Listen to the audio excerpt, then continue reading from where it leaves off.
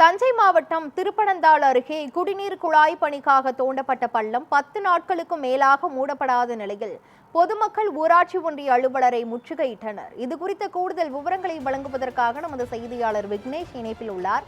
விக்னேஷ், அந்த குடிநீர் குழாய் பணிக்காக தோண்டப்பட்ட பள்ளம் மூடப்படாததால் அந்த பகுதி மக்கள் என்னென்ன சிரமங்களை சந்தித்து வருகிறார்கள்? மேலும் இது தொடர்பாக அதிகாரிகள் தரப்பில் என்ன கூறப்பட்டிருக்கிறது? பொதுமக்களின் பிரதான கோரிக்கை என்னவாக இருக்கிறது? முழுமையான விவரங்களை சொல்லுங்க. வணக்கம் கிருஷ்ணவேணி.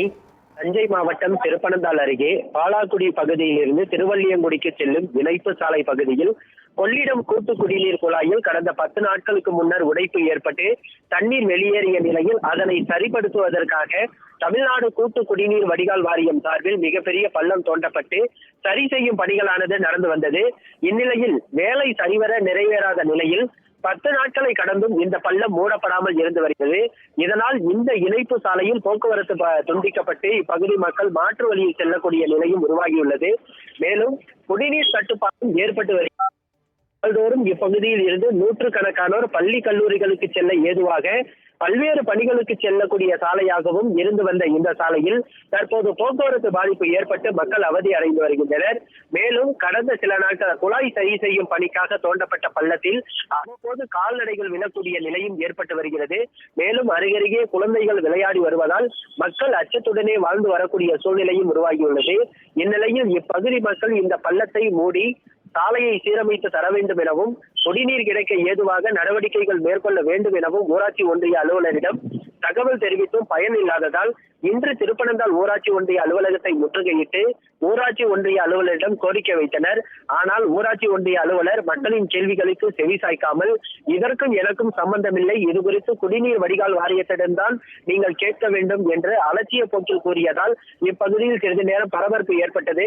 மேலும் பள்ளத்தை சீரமைத்து சாலை வசதிகளை மேம்படுத்தி குடிநீர் கிடைக்க ஏதுவாக நடவடிக்கைகள் எடுக்கவில்லை எனில் அடுத்த 3 தினங்களுக்குள் மக்களை திரட்டி சாலை மறியல் போராட்டம் நடத்தப்படும் எனவும் இந்த பகுதி மக்கள் தொடர்ந்து தெரிவித்துள்ளனர். குறிப்பாக 10 நாட்களுக்கு மேலாக பள்ளம் சரி செய்யப்படாமல் இருப்பதால் இந்த பகுதி மக்கள் தொடர்ந்து அச்சத்துடனேயே இருக்கின்றனர். கிருஷ்ணவேணி,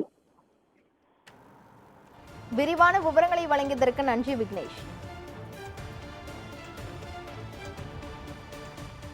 கூட்டு குடிநீர் திட்டத்துல பைப்பு உடஞ்சி கிட்ட 1 மாசத்துக்கு மேல 2-3 மாசம் தண்ணி போயிட்டு இருக்கு. அதை பஞ்சாயத்து போர்டில் நோண்டி இன்னைக்கு ஒரு 10 நாளா ரோடே பிளாக் பண்ணிட்டாங்க.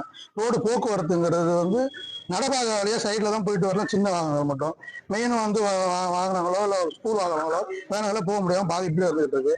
இது சம்பந்தமா நாங்கள் பிடிஓட்டையும் கிட்ட 5-6 நாளா தொடர்பு பண்ணோம். அவர் தொடர்பே எடுத்துக்க மாட்டாங்கிறாரு. நம்ம கிட்ட நீங்க ஒரு 20-30 பேர் சொல்றோம், அதுக்கான ஒரு ரெஸ்பான்ஸ் வரையில.